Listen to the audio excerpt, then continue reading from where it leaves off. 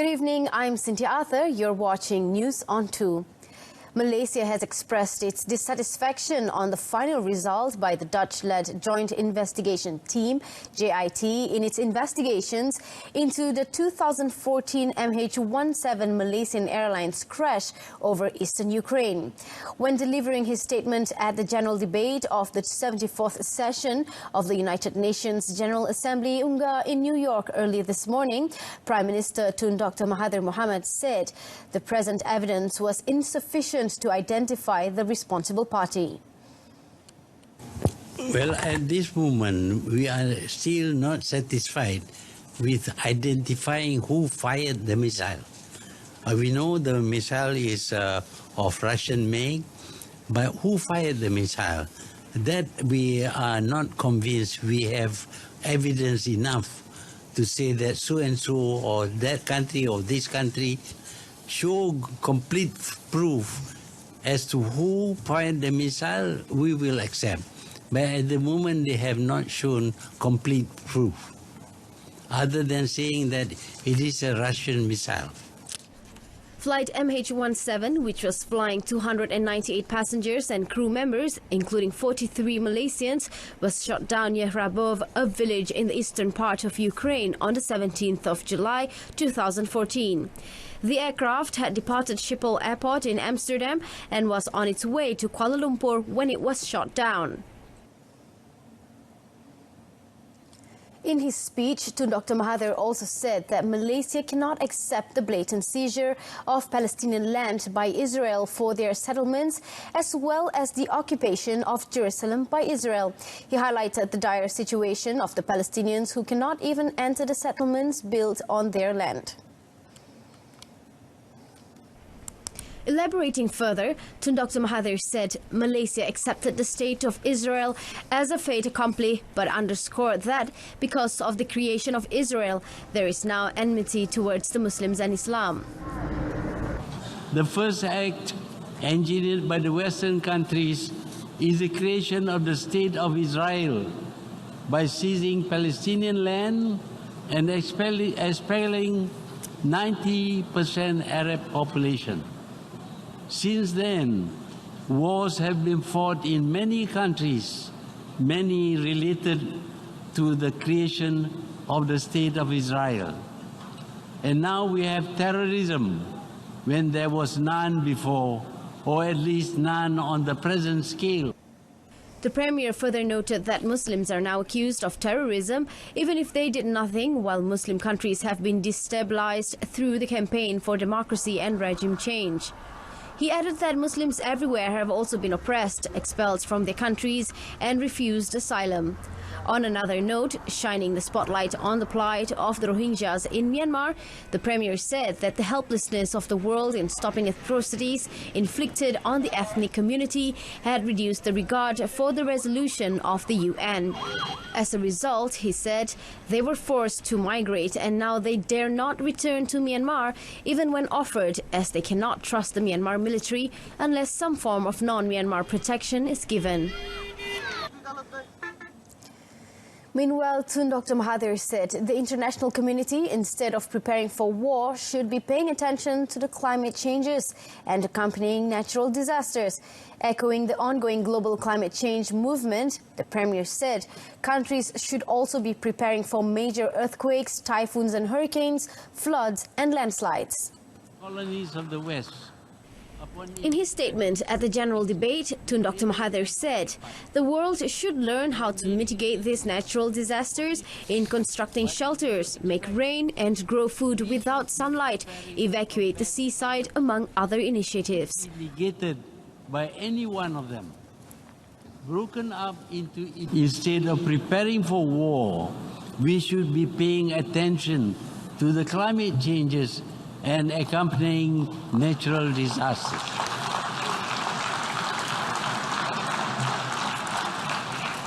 We should be preparing to combat climate change, to bring back the normal environment we had been used to over the last thousands of years. The Prime Minister stressed that teams of well-equipped disaster experts should be at the ready to rush to disaster areas, underscoring that every disaster is a world disaster. He said humans are clever and can still survive the next cycle if they set researchers to come up with defenses against catastrophes. In highlighting another global concern, specifically one that relates to Malaysia, Tun Dr. Mahathir stressed Malaysia's objection over attempts to ban the import of palm oil, saying it is a classic case of the denial of free trade. Speaking at the general debate of the 74th session of the UNGA, the Malaysian Premier made his case against such move, stating that palm oil was still a big contributor to the country's economy. Tun Dr. Mahathir reckoned that due to inability to sustain Europe's competitiveness of their own edible oils, a campaign was mounted to ban palm oil with claims that palm oil is poisonous to health, destroy the habitat of long-nosed monkeys, reduce carbon dioxide absorption, and so on. A classic case of the denial of free trade is the ban on the import of palm oil proposed by the European countries.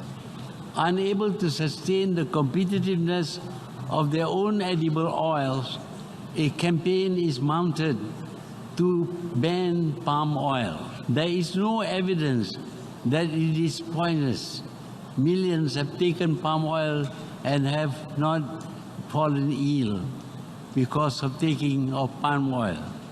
We appeal to the good sense of the rich not to impoverish us, not to deprive hundreds of thousands of our workers from earning a living.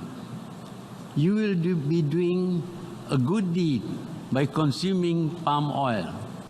Underscoring that Malaysia was as concerned about the environment as the Europeans, the Premier pointed out that the country's forest cover currently stood at 55.3%, exceeding the pledge it made at the Rio Earth Summit in 1992 to maintain at least 50% of land mass under forest cover. Later at a press conference, Tun Dr. Mahathir spoke out against the meddling of powerful countries in international affairs. The Premier reiterated his position to trade wars and international interference. That I don't believe in confrontation. I don't believe in wars, even if it is only a trade war. I believe in negotiation. So if you negotiate or you have a third party to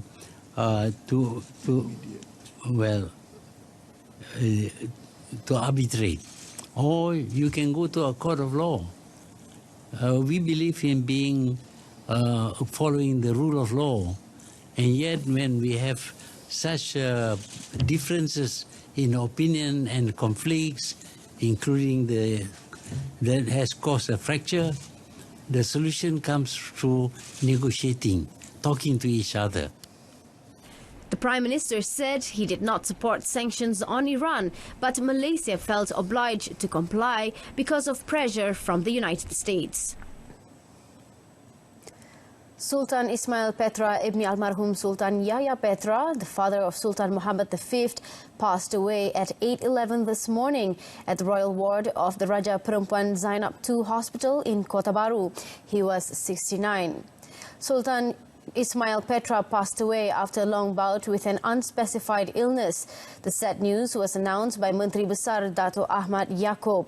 Dato' Ahmad Yaakob also said that a state holiday had been declared on Sunday and Monday following the passing of the 28th Sultan of Kelantan, who ruled the state from 30th of March 1980 until May 2009. His son Sultan Muhammad V is the current ruler of Kelantan since 2010. Sultan Ismail first ascended the throne in 1979. The remains of Sultan Ismail were later brought to the Istana Balai Besar for the final prayers before a royal funeral at the Langgar Royal Mausoleum in Kota Baru after the Asar prayers. The federal government in Budget 2020 will focus, among others, the participation of women in the employment sector. Finance Minister Lim Guan Eng noted that only 56% of women compared to 80% of men were currently employed. Commenting further on the matter, Lim said the government would also focus on creating more job opportunities to reduce unemployment among the youth, particularly graduates. Pihak swasta untuk meningkatkan pelibatan dalam pembangunan ekonomi. Kerana kalau kita nak Malaysia menjadi sebuah negara maju, ia harus dipimpin dan dipelopori oleh sektor swasta. Kerana sektor swasta lebih efisien. The minister said this after the launch of 3 new services at Mount Miriam Cancer Hospital in Tanjung Bungah, Pulau Pinang today. Lim is expected to table Budget 2020 in Parliament on 11th October. Minister in the Prime Minister's Department, Dato Sri Dr. Mujahid Yusof Rawa, has revealed that there are certain quarters deliberately trying to undermine the credibility of the Malaysian Islamic Development Department, JAKIM, and its halal brand. Dato Sri Dr. Mujahid said the claims might be initiated by some players in the industry who try to create a misunderstanding about the halal certification process. Dato Sri Dr. Mujahid said they were irresponsible parties who purposely created issues by saying there were certain halal products that did not receive the halal certification. Saya bagi contoh, hari itu ada pork, tin pork tu dia tulis halal. Chop halal. Benda tu lama dah, I think was 2014. Dan kita dah nafikan. Tapi saya heran, hari ini seolah macam ada satu movement nak pertikaikan dan mungkin nak reputasi kita tu nak diburukkan kan. Lepas tu ada pula isu kadang-kadang tak betul.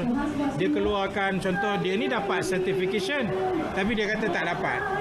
Jadi ini lebih kepada industri nak menjatuhkan industri yang lain tapi dia guna halal sebagai alasan dia. Speaking to reporters after joining the Halal Fun Run in Putrajaya, he said JAKIM will continue to concentrate on their efforts to maintain the standard and quality of its halal certification. The public can now use the Verify Halal smartphone application to ensure the halal status of any product. The Federal Territory Minister said it is open and has no objection to anyone offering a higher price for the land in Kampung Baru as long as the condition that the land belongs to the Malays is followed. Its Minister, Khalid Abdul Samad, said he welcomed the views of the Malaysian Malay Chambers of Commerce MMCC Secretary General Amir Hamzah Karim, who insists that the lands in Kampung Baru should be valued at 2,000 ringgit instead of 850 ringgit as suggested by the government. The Federal Territory Minister also hoped the view is the collective outlook of MMCC and based on professional evaluations, adding that he welcomed it if MMCC would endeavour so that the Kampung Baru land is bought at 2,000 ringgit per square foot. In a statement today, Khalid said he is also confident that MMCC can get the financial support needed to make the purchase successful based on the professional evaluations. Khalid said that he would ensure the Ministry and the Kampung Baru Development Corporation would give their full cooperation to enable MMCC to buy the land of the Kampung Baru residents at 2,000 ringgit per square foot if MMCC agreed to buy the land at the price offered. The Johor State Government will allocate a fund for startup companies in its 2020 budget to be tabled in November. The provision of the fund is to ensure more such companies in the state are able to participate in e-trading activities. Johor International Trade, Investment and Utility Committee Chairman Jimmy Phua Wee Sir said based on records, there were about 50 startup companies in Johor at present, with most located in Iskandar Puteri. Phua said as far as he was aware, many startup businesses in Johor still had no access to the overseas market. According to Phua, realizing this situation, the state government was, as a matter of urgency, discussing with 2 Silicon Valley companies to secure their support in helping spur growth of the ecosystem of the startups. He said the discussions began when he led a trade mission to the United States recently. He said the two concerned companies are Global Silicon Valley and 500 Startups. Both are experts in the field, with 500 Startups also active in Asia and has branches in Thailand and China. He also hoped that through the discussions, both companies could come up with a blueprint to delve deeper into the Malaysian startup ecosystem. Datuk Muhammad Khairul Adib Abdul Rahman has been appointed as the new Public Service Department PSD Director General effective 1st of October. According to the Chief Secretary to the Government, Tan Sri Dr. Ismail Bakar, the appointment of Datuk Muhammad Khairul Adib, aged 57, was to replace Tan Sri Borhandollah, who has retired on 9th of September. Datuk Muhammad Khairul Adib graduated with a bachelor's degree in science from University Kebangsaan Malaysia and a master's degree in policy science from Saitama University in Japan. He has served in the public service for 31 years since joining the civil service as an administrative and diplomatic officer on 12th of January 1988. His appointment was made based on his vast experience in management and public service, as he had served as Secretary General and Deputy Secretary General at the Ministry of Transport and as Division Secretary at the Ministry of Education and Ministry of Science, Technology and Innovation, now known as Ministry of Energy, Science, Technology, Environment and Climate Change. Datuk Muhammad Khairul Adib has also served at the Ministry of Natural Resources and Environment, now Ministry of Water, Land and Natural Resources, and as Malaysian Education and Training Advisor in Tokyo and London. Johor Darul Tazim JDT2 secured their place in the final of the 2019 Challenge Cup when they defeated defending champions Terengganu FC TFC 2-1 in the second leg of their semi-final match at the Pasir Gudang Municipal Council Stadium last night. JDT2 scored first in the 53rd minute through Nicolas Alberto Fernandez.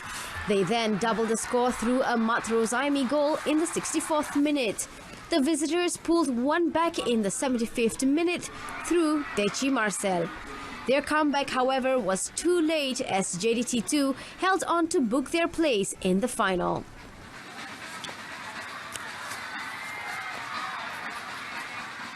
That concludes this evening's News on 2. In our top story, enmity towards Muslims, Islam stems from creation of Israel. Join us again at 12:30 tomorrow afternoon. I'm Cynthia Arthur. Stay tuned to TV2 and have a pleasant evening.